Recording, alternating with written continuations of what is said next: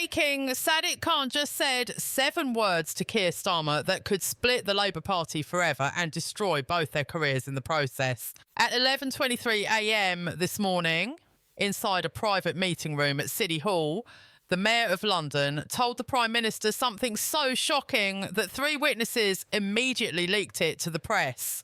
Khan's exact words: "Your immigration policy is betraying working class London."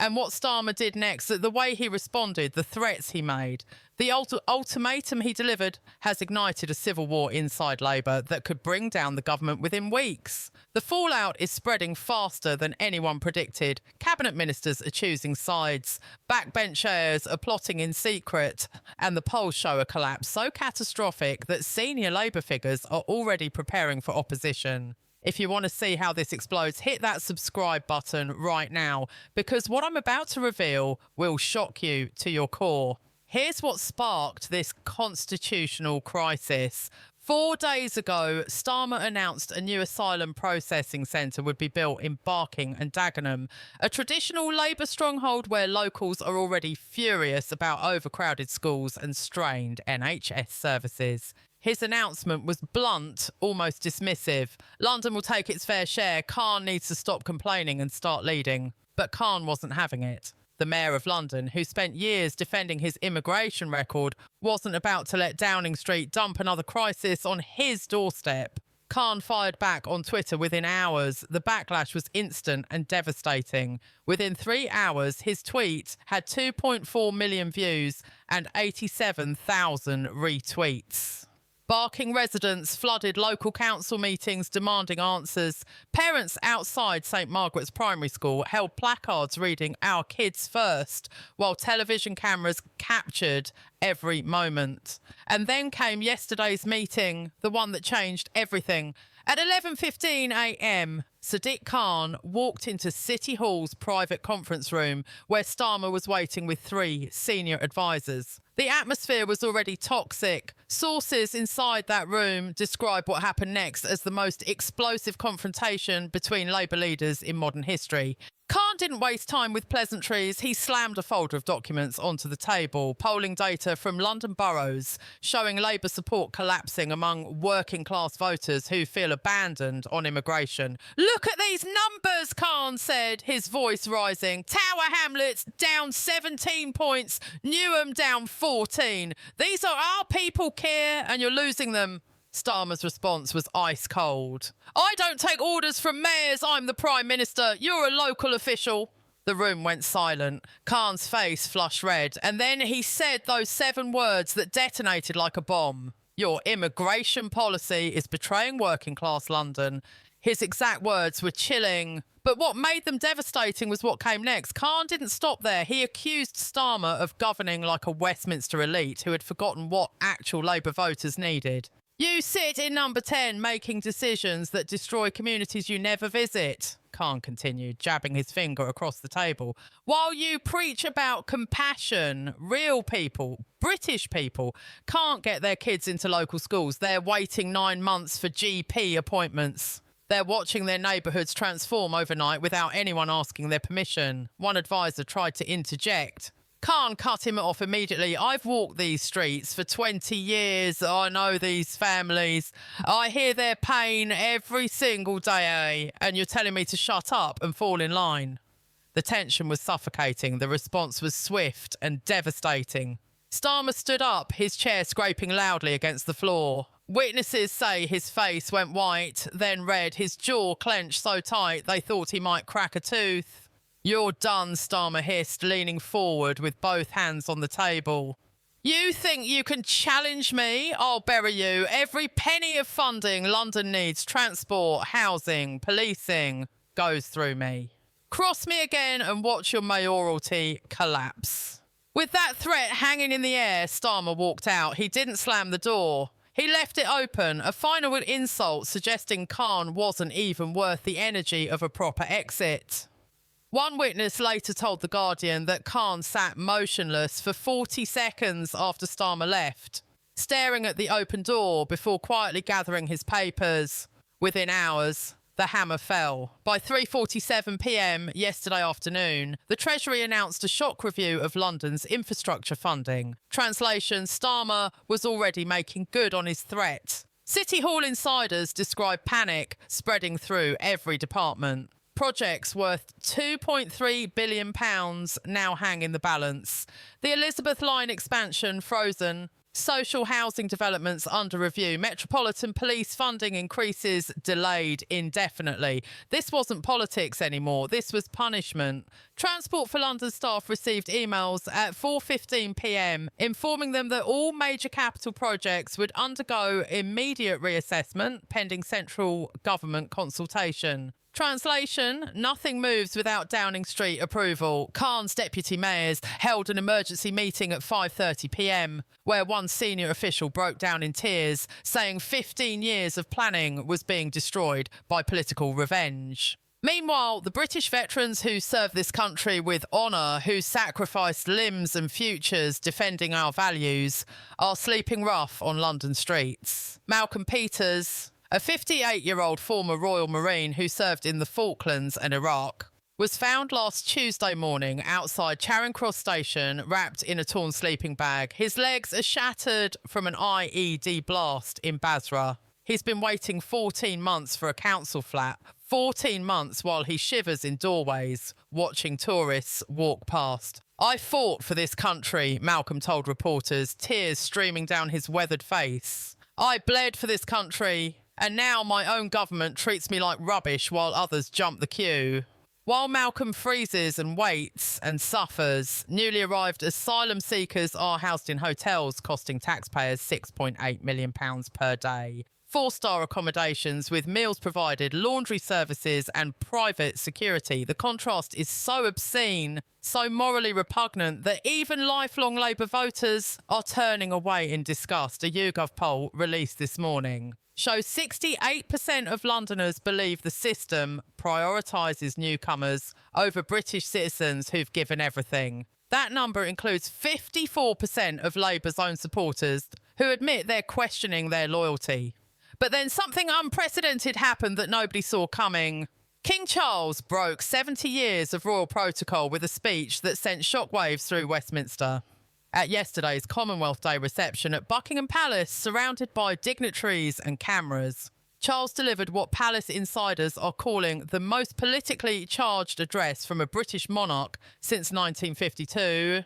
"A nation," the King declared, his voice measured but unmistakably firm, "must never forget those who wore its uniform, who carried its flag into danger, who returned home broken but still loyal."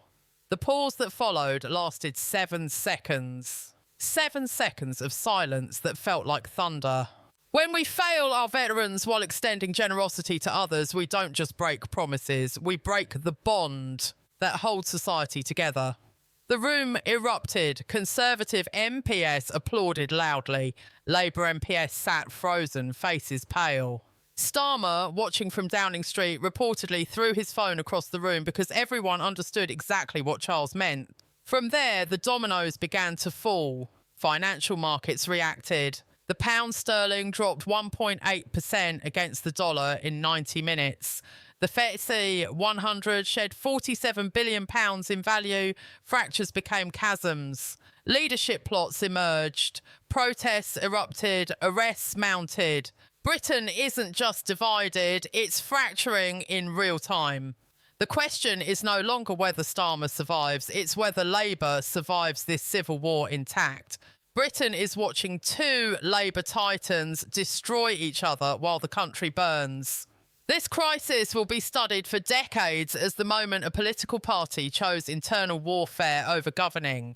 What happens next may decide the fate of the Labour Party for a generation. According to senior parliamentary sources, Khan's evidence isn't just anecdotal, it's documented. Emails, Treasury memos, internal WhatsApp exchanges between Number 10 and senior civil servants explicitly discussing how to apply pressure to City Hall to force Khan back into line. One source described the documents as a smoking gun that proves funding was weaponised for political obedience.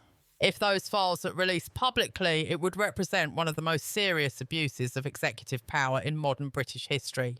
Behind the scenes, legal teams are already mobilising. Constitutional lawyers warn that deliberately threatening regional funding to silence an elected mayor could violate both parliamentary convention and the ministerial code. One former Supreme Court justice, speaking anonymously, said this could escalate into a judicial review that drags the Prime Minister himself into court. This isn't hardball politics, he said. This is coercion. Inside Labour headquarters, panic has replaced loyalty. Staffers are quietly updating CVs. Donors are freezing contributions. Several major unions, once Starmer's most reliable backers, are now demanding clarity and accountability.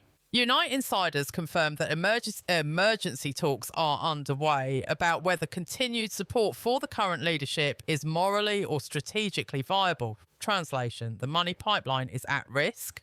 And then there's the parliamentary arithmetic. Starmer's majority is thinner than it appears, with even a small block of MPs defecting or abstaining in a confidence vote. The government could collapse overnight. One senior whip admitted privately, "We're counting votes every hour now. This is survival mode." Meanwhile, Khan's camp is growing bolder. Senior aides say he feels vindicated, not reckless. This was inevitable, one advisor said. You can't govern by bullying and expect silence. Khan is reportedly preparing a direct appeal, not just to Labour members, but to the country itself. Tomorrow's press conference will be broadcast live across all major networks, and sources confirm he will frame the conflict as a battle between centralised power and democratic accountability. Crucially, Khan is expected to invoke veterans, housing shortages and cost of living pressures as evidence that Labour has lost touch with its moral compass. The message is carefully calibrated. This is not rebellion for ambition's sake, but resistance on principle, and that framing is resonating. Polling conducted overnight shows a dramatic shift. Among undecided voters, Khan is now viewed as more trustworthy than Starmer by a margin of 12 points. Among working-class Labour voters, that margin balloons to 21 points. One focus group participant put it bluntly, he sounds like he actually listens. Starmer sounds like he threatens. Inside Downing Street, aides are urging Starmer to compromise, to de-escalate, to find a face-saving exit. He has refused every suggestion. Backing down now would be fatal, one aide quoted him as saying. If I blink, I'm finished. That logic may already be outdated, because the longer this drags on, the more isolated he becomes. Even international allies are taking notice. EU diplomats privately describe the situation as alarming, warning that prolonged instability in the UK government could derail negotiations on trade, defence cooperation and migration agreements. One senior Brussels official said, "We don't know who we're negotiating with anymore." And then there's the public mood. Anger is no longer confined to social media. Town halls are filling. Phone-in radio shows are overwhelmed. Voters aren't just debating immigration anymore. They're questioning whether Labour deserves to govern at all. The sense of betrayal runs deep. This isn't a normal political crisis. This is an existential reckoning. A party founded to represent workers now tearing itself apart over whether those workers still matter. A prime minister clinging to authority through intimidation. A mayor risking everything by refusing to stay silent. As dawn breaks tomorrow, Britain may wake up to a country fundamentally changed. If Khan releases the documents, the pressure on Starmer could become unbearable within hours. Cabinet resignations would be inevitable. A leadership challenge would be unavoidable. A general election could follow sooner than anyone expects. The clock is ticking. Every statement, every leak, every hour matters now. History is accelerating. And at the centre of it all stands a Prime Minister who may have already crossed the line from embattled to doomed. The next 72 hours won't just decide Starmer's future, they will decide whether Labour can still claim to stand for the people it was created to serve, or whether this moment marks the beginning of its collapse. The fallout from this confrontation is already reverberating across every corner of British politics. Inside Westminster, whispers of a split are growing louder. MPs who were once loyal to Starmer are quietly signalling their doubts. We've been warning him for months, one backbencher said off the record. Now it's too late. He's lost control and the country can see it. Meetings meant to discuss policy are instead consumed by plotting who will support a leadership bid, who will stay neutral, who will publicly resign first. Every statement, every email, every leaked memo is now being scrutinised for signs of allegiance or betrayal. The party that once prided itself on discipline is descending into chaos. At City Hall, Khan's team is already strategising the next moves. The mayor is expected to leverage public support in tandem with the upcoming press conference. Sources reveal that Khan's advisors are compiling an exhaustive dossier of all the ways Number 10 has attempted to manipulate or pressure London's budget for political gain. Housing allocations, transport funding, policing budgets. Each will be detailed with timelines, emails, and corroborating evidence from civil servants. The aim is clear: to make it undeniable that Starmer's threats were not idle words, but actionable coercion. The media frenzy has reached unprecedented levels. Every major network in the UK is covering the story live. Headlines declare the Labour Party in crisis.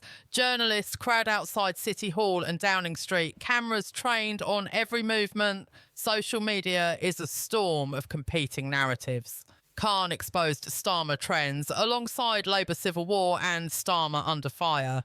TikTok, Instagram, Twitter, political commentators, activists and ordinary citizens alike are dissecting every detail, amplifying the tension and ensuring nothing stays private. Even those who typically ignore politics are drawn in, captivated by the spectacle of two political heavyweights clashing over principles, power and perception. Financial markets are reacting with continued volatility. Analysts report unprecedented fluctuations in government bond yields. The pound continues to wobble and investor confidence is faltering. One senior economist described it bluntly: "This isn't just political theatre. The instability has real economic consequences. Businesses, investors and foreign governments are watching closely. If this continues, the impact could be severe." International observers are noting the UK's vulnerability, with some warning that prolonged political instability could weaken Britain's negotiating power on trade and defence, as well as destabilise domestic policy planning. Meanwhile, grassroots supporters on both sides are mobilising. Khan supporters are organising community meetings, rallies, and online campaigns highlighting the plight of veterans, working-class Londoners and the overwhelming impact of immigration policies. Labour loyalists backing Starmer are attempting to defend his record, focusing on policy achievements, climate initiatives and commitments to public services. Yet even within these ranks, fractures are apparent. Many argue that Starmer's failure to communicate and manage internal dissent has left him vulnerable, and some fear that continued loyalty may now be politically dangerous. Veterans groups have become a flashpoint. The King's speech has emboldened campaigns for better support, and social media videos of veterans like Malcolm Peters have gone viral, evoking widespread public outrage. Activist organisations are organising petitions demanding immediate government action to house and support veterans, while simultaneously criticising the prioritisation of hotel accommodations for newly arrived asylum seekers. The optics are stark and the political messaging is potent: a government threatening its mayor while ignoring its own veterans' risks, alienating decades of traditional Labour support. At the same time, the internal Labour polling is revealing alarming trends. Starmer's ratings are dropping sharply, particularly among suburban and urban working-class voters, the very base that once guaranteed Labour dominance in key constituencies. Analysts warn that if these trends continue, even safe seats could be at risk. One political strategist said, "We are witnessing the collapse of Labour's credibility in real time. If this continues, it will be impossible for them to recover before the next general election." Starmer's inner circle is reportedly fractured. Ministers are leaking frustrations, aides are resigning quietly, and the Prime Minister is increasingly isolated. A senior advisor commented, "We're seeing history unfold, but in reverse. Loyalty no longer protects you. Authority is now a liability." Discussions about potential successors are gaining traction, with several backbench MPs openly considering alternatives. There are whispers of a coordinated coup to oust Starmer if Khan continues to gain traction, with emergency votes and confidence challenges under discussion. The mood is grim. The party is on the brink of imploding from internal strife. Across London, public demonstrations continue to escalate. In Barking and Dagenham, residents have set up continuous protests outside the planned asylum centre.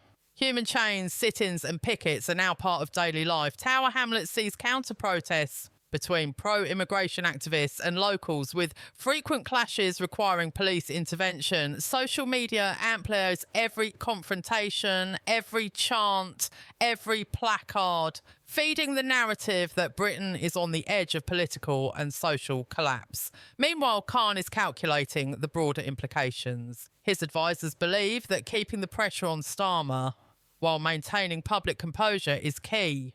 By highlighting systemic failures, budget manipulation and social injustice, Khan positions himself not as a partisan rebel, but as a guardian of democratic accountability. Insiders say he is preparing a series of targeted statements for the coming week to maintain momentum, capitalise on public outrage and force Starmer into an untenable position. The international dimension cannot be ignored. EU officials, American diplomats and global media are all monitoring the situation. There is concern that prolonged instability in Britain could disrupt ongoing trade negotiations, delay collaborative security measures, and cast doubt on London as a stable financial hub. For a country still navigating post-Brexit economic challenges, the stakes could not be higher.